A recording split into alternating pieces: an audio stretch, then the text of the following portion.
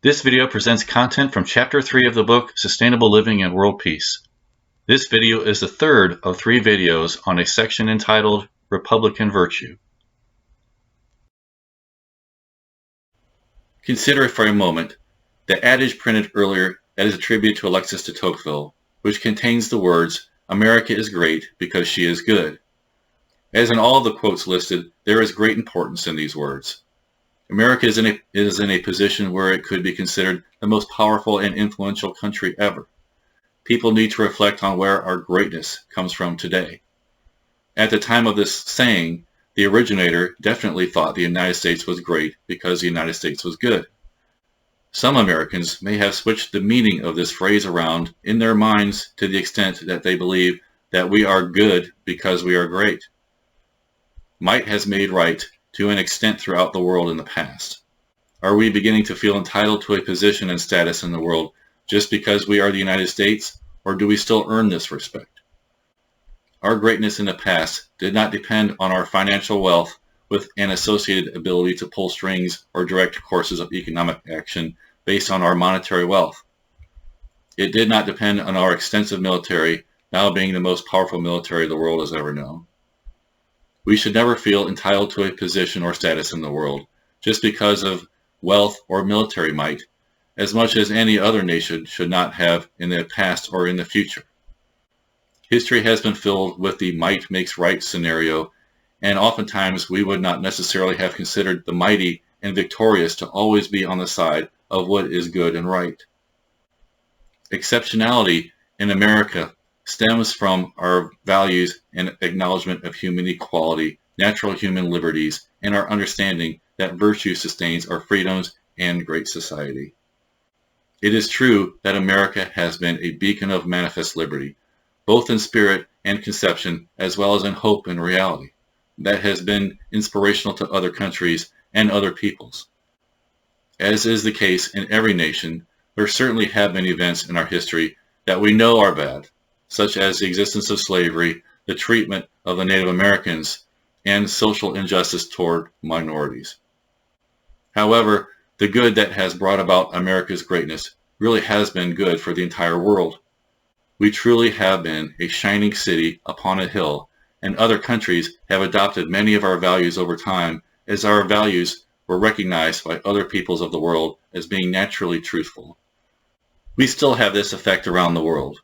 But we must ask ourselves, to what degree do we project our greatest values to the world, and do other countries understand what has made us great? What makes us great should be a source of national pride and inspire patriotism in all Americans. However, having pride does not necessarily make your actions correct.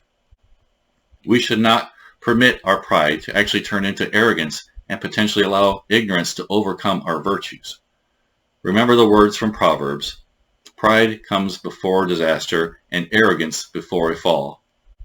We should never feel that we are exceptional or entitled to a status just because we are Americans. Greatness, just like liberties, is sustained by earning it on a daily basis, and we should not forget that, as stated in a Thomas Paine quote shown earlier, virtue is not hereditary. If we think we are entitled to status, liberty, or greatness without virtue and effort to earn them, then we will be on a path to losing them.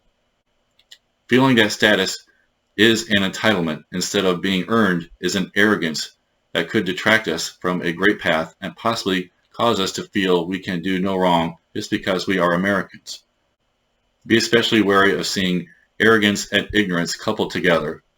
Throughout human history, the combining of these vices has been especially destructive to humanity. Our future of advancing towards sustainable living and world peace requires that we be vigilantly and reflectively on guard for either of these vices, especially when occurring together. Feeling that we are entitled to a status without having to earn it is a misconception that in turn helps to fuel arguments that the best way we need to uphold power is maintained by military and strategic means.